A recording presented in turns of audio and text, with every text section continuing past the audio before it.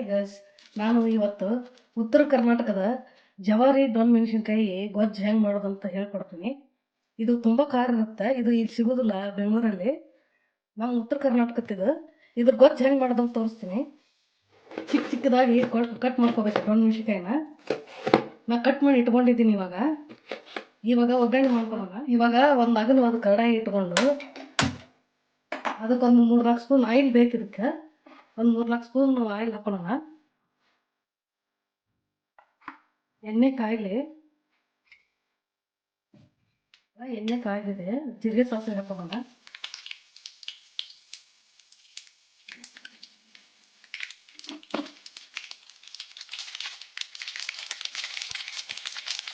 ಗ್ಯಾಸ್ನ low ಫ್ಲೇಮಲ್ಲಿ ಇಟ್ಟು ಇವು ಮೆಣಸಿನ್ಕಾಯಿ ಸಿಡಿತಾವು, ಖಾರ ಇರುತ್ತೆ, ನಿಧಾನವಾಗಿ ಹಾಕೋಬೇಕು.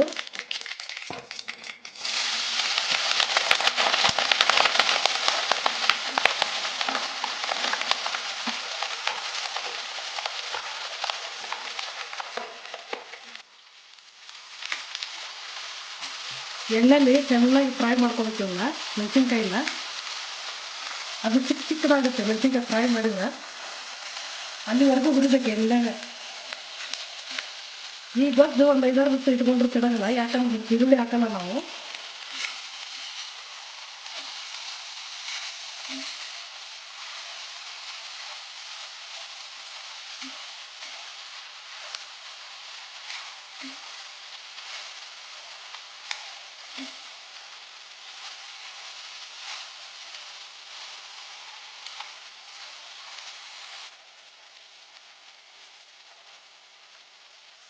ಇವಾಗ ಇದಕ್ಕೆ ರುಚಿಗೆ ತಕ್ಕಷ್ಟು ಉಪ್ಪು ಹಾಕೋಣ.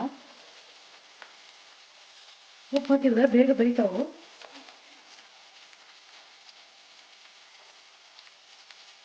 ಖಾರ ಇರುತ್ತಲ್ಲ, ಸ್ವಲ್ಪ ಉಪ್ಪು ಜಾಸ್ತಿ ಹಾಕೋರಿ. ಇದಕ್ಕೆ ಜಾಸ್ತಿ ಪದಾರ್ಥ ಏನು ಬೇಕಾಗಿಲ್ಲ. ಒಂದು ಅರ್ಧ ಟೀ ಸ್ಪೂನ್ ಅಷ್ಟು ಅರಿಶಿನ ಪೌಡ್ರು.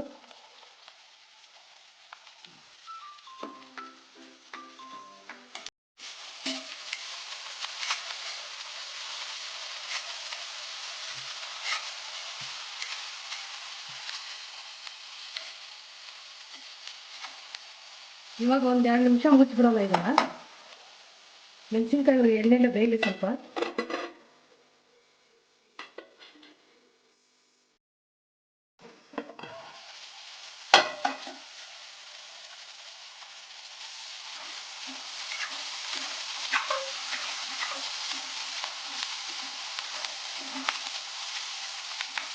ಇವಾಗ ಎಣ್ಣೆಲೆ ಅರ್ಧ ಬೆಂದಿದೆ. ನಿಮ್ಗೆ ಬೀಜ ಬೇಡ ಅಂದರೆ ಮೆಣಸಿನ್ಕಾಯಿ ಒಳಗೆ ತೆಗೆದು ಮೇಲಿನ ಮಾತ್ರ ಪಲ್ಯ ಮಾಡ್ಕೊಳ್ಳಿ. ಆದರೂ ಅದು ಖಾರ ಆಗಲ್ಲ. ಬೀಜ ಹಾಕಿದ್ರೆ ಟೇಸ್ಟ್ ಚೆನ್ನಾಗಿರುತ್ತೆ. ಇವಾಗ ಅರ್ಧ ಬೆಂದಿದೆ ಇದು ಮೆಣಸಿನ್ಕಾಯಿ. ಇವಾಗ ಹುಣಸೆ ಹುಳಿ ಹಾಕೋಣ. ಒಂದು 2-3 ಸ್ಪೂನ್ ಇಷ್ಟು ಹಾಕೋಬೇಕು.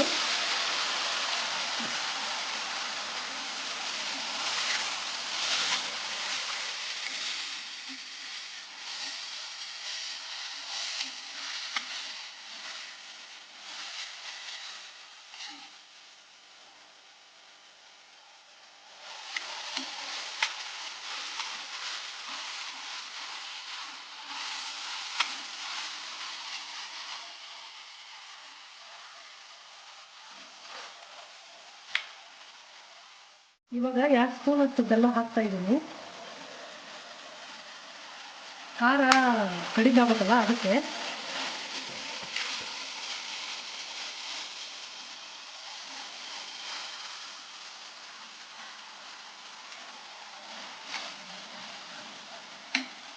ಒಂದು ಅರ್ಧ ಬಟ್ಟಲದಷ್ಟು ನೀರು ಹಾಕೋಣ.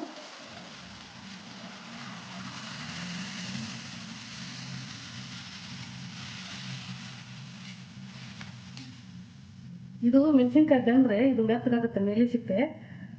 ಒಂದು 2 ನಿಮಿಷ ಬೇಯಿಸೋಣ. ಇವಾಗ ಆಗಲೇ ಬೆಂದಿದೆ. ಹುಳಿ ಉಪ್ಪು ಹಿಡ್ಕೋಬೇಕಲ್ಲ ಅದಕ್ಕೆ ಒಂದು 2 ನಿಮಿಷ. ತುಂಬ ಹೊತ್ತೇನು ಬೇಕಾಗಿಲ್ಲ.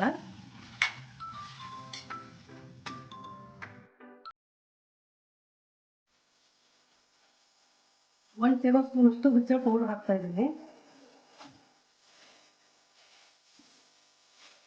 ನಿಮ್ಗೆ ಗ್ರೇವಿ ಎಷ್ಟು ಬೇಕೋ ಅಷ್ಟು ಪೌಡ್ರ್ ಹಾಕೊಳ್ಳಿ. ನಾವು 1 ಸ್ಪೂನ್ ಅಷ್ಟು ಶೇಂಗಾ ಪೌಡ್ರು, ಕಡಲೆ ಬೀಜದ ಪೌಡ್ರು, ಒಂದು ಸ್ಪೂನಷ್ಟು ಎಳ್ಳು ಹುರಿದು ಪುಡಿ ಮಾಡಿದ್ದು, ಒಂದು ಅರ್ಧ ಟೇಬಲ್ ಸ್ಪೂನಷ್ಟು ಧನಿಯಾ ಪೌಡ್ರ್ ಹಾಕ್ಕೊತೀನಿ.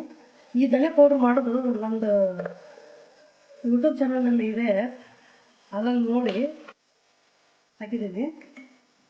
ಹುಚ್ಚೆಳ್ಳು ಪೌಡ್ರನ್ನು ಹುರಿದು ಹಾಕಿದ್ದೀನಿ, ಶೇಂಗಾ ಪೌಡ್ರ್ ಹುರಿದು ಹಾಕಿದ್ದೀನಿ. ಇವಾಗ ನೋಡಿ ಗೊಜ್ಜಿನ ಹೊರಗೆ ಬಂದಿದೆ.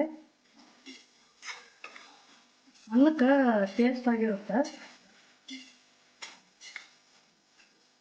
ಎಲ್ಲ ಪೌಡ್ರ್ ಹಾಕಿರೋದ್ರಿಂದ ವಿಟಮಿನ್ ಇರುತ್ತೆ.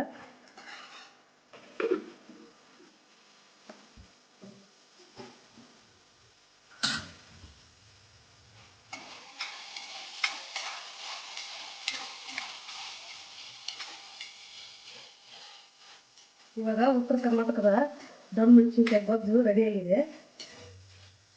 ಇವಾಗ ಗ್ಯಾಸ್ ಆಫ್ ಮಾಡೋಣ. ಇಷ್ಟ ಆದ್ರೆ ಸಬ್ಸ್ಕ್ರೈಬ್ ಆಗಿ.